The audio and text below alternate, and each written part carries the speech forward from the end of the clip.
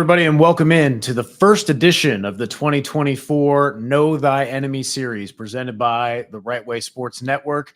I'm your host, Evan McPhillips, and we understand here that you are not always going to be the degenerates that we are, watching every New York Giants and Patriots games. But fortunately, when those opponents come up on the Bengals schedule, we will be here to help you familiarize with them and know your enemy. So without further ado, the first edition will be for the Patriots coming up in week one, coming to Cincinnati.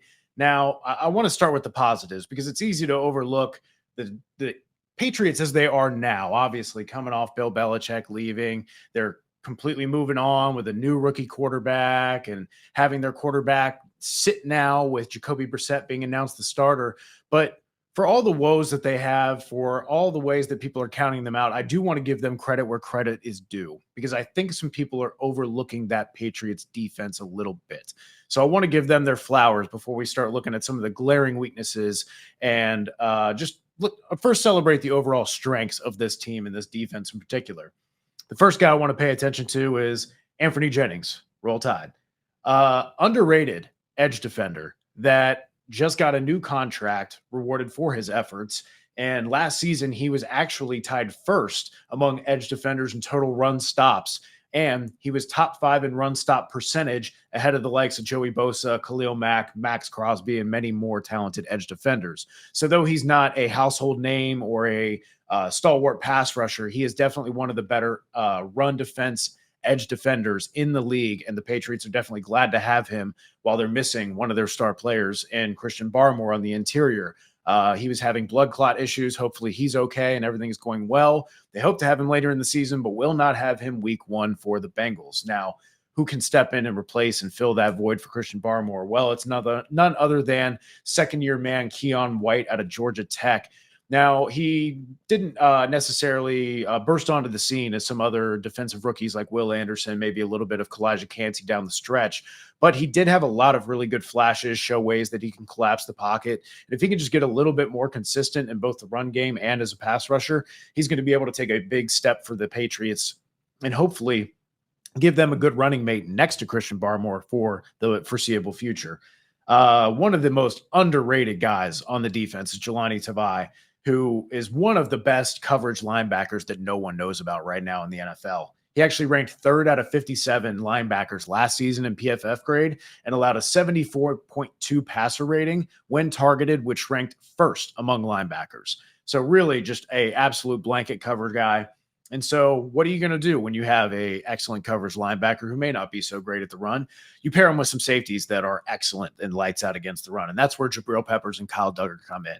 We know Jabril Peppers was kind of starting to rehab his career a little bit before things sputtered out with the Giants, but since he's been with New England, he has been fantastic. He's actually coming off a career year after playing 955 snaps where he ranked 5th in PFF grade, 2nd in run defense grade, and 9th in coverage grade among safeties. So really played like a top 10 safety without a doubt on a defense that had its back against the wall all season when the offense really couldn't find a way to maintain possession and keep the defense off the field to give them some breathers. And then, of course, the versatile chess piece in Kyle Duggar, who is a great box safety and allows you to do a lot of different things with matching him up, blitzing, just adding him to the numbers of the run game to help run defense. He ranked 8th in PFF run defense grade out of 58 safeties last season. So not really a great coverage linebacker, more of your box safety coverage safety, but more of your box style safety / pseudo linebacker hybrid nickel piece. And he's going to be very versatile for a guy like Gerard Mayo to deploy in a variety of ways to help aid that defense a little bit. Want to also give a shout out to the secondary. Christian Gonzalez, rookie season was cut short due to injury, really unfortunate.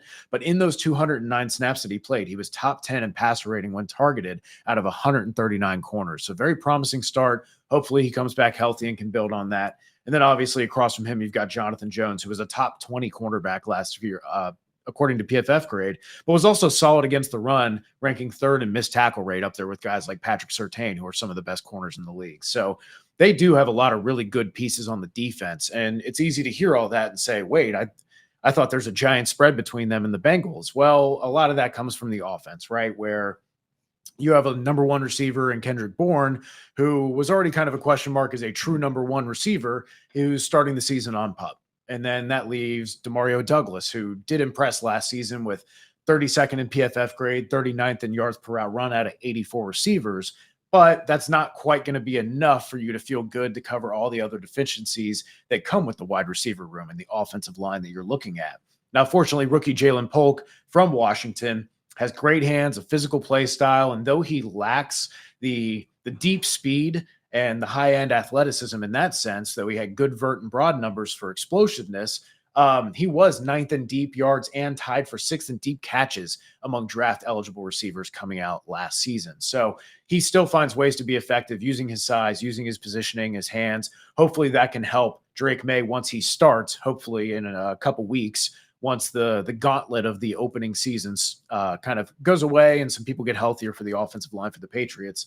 Moving on and looking that way, the first injury that we have to talk about is Sidy Sow, who was a solid rookie year and is now dealing with injury. He was 11th out of 54 guards in run block grade, but only 38th out of 50 in pass block efficiency. So a little bit of high and low there, but at this point, the Patriots would absolutely take it when you look at some of the other options they have, like Chukwuma Okorafor, who has 4,000 snaps in 6 seasons with the Steelers, but was at average at best and a lot of times below average for the Steelers as they look to move on from him. You've got Vidarian Lowe, who is a starting left tackle potentially with just over 500 snaps in his first 2 seasons, and he had a 41.7 PFF grade last season, which ranks 79th out of 80 offensive tackles.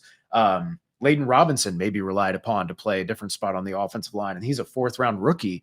And so when you look at that and you say, wow, well, where are the bright spots? You do have Michael Owenu, right? Bengals fans especially are familiar with him and chasing him in free agency the last couple of seasons as kind of a potential target. Obviously, he's got a lot of versatility. If he can stay healthy, he is a very talented tackle. 24th out of 56 tackles in PFF grade last season. And then obviously the stalwart, David Andrews, holding it down at center, which is a boon for them. Hopefully he can help them get the protections right. He's in 8 seasons played like a top 15 center almost every single season. So you at least have one tackle spot and the center spot figured out, but the rest of the spots on the offensive line, due to injury, due to lack of talent and depth, are really, really bad spots that probably lent themselves to benching Drake May for the start of the season, not because of anything that May did wrong, but just giving him more time and hopefully letting people get healthy so he's not developing bad habits when he goes in there getting pressured all the time.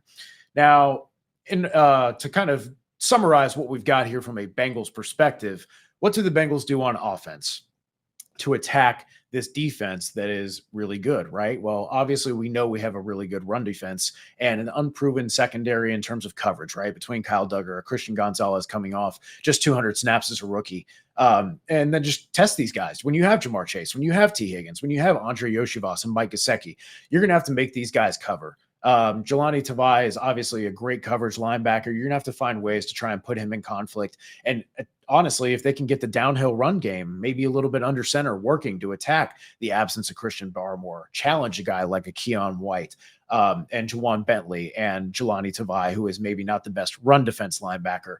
Getting those people to try and commit and do what makes them uncomfortable is definitely going to be their way to attack on offense. And then for defense, how do you stop the Patriots? Well, like we said, the wide receiver depth is lacking. I think they maybe do a lot of 12 personnel with Hunter Henry and Austin Hooper to try and aid their run game with Ramondre Stevenson, because I think that's the best plan of attack they have. Obviously, Jacoby Brissett was playing recently for the Browns, but 12 touchdowns, 6 interceptions, and a couple wins later, you have to wonder if he's going to be able to carry the Patriots the way he did a very talented Browns defense. So looking at that, Bengals plan of attack the interior where they're a little bit softer in their run defense, challenge the coverage of the secondary with their young, unproven guys, with the talented wide receivers that you have. Go ahead, take that Ferrari out on the road, drive it all over, go 120. That's fine. That's what you got to do, right? On defense, challenge Jacoby Brissett to beat you, lock down the run game, make sure that you play with a lead and make the Patriots uncomfortable. That is going to be your key to victory for the Bengals. Thank you for joining us. Please come back every single week as we preview the opponents that the Bengals will be playing. Be sure to give this video a like, subscribe to the YouTube channel so we can keep bringing you guys awesome content just like this. Thanks for joining us. Hoo day. Have a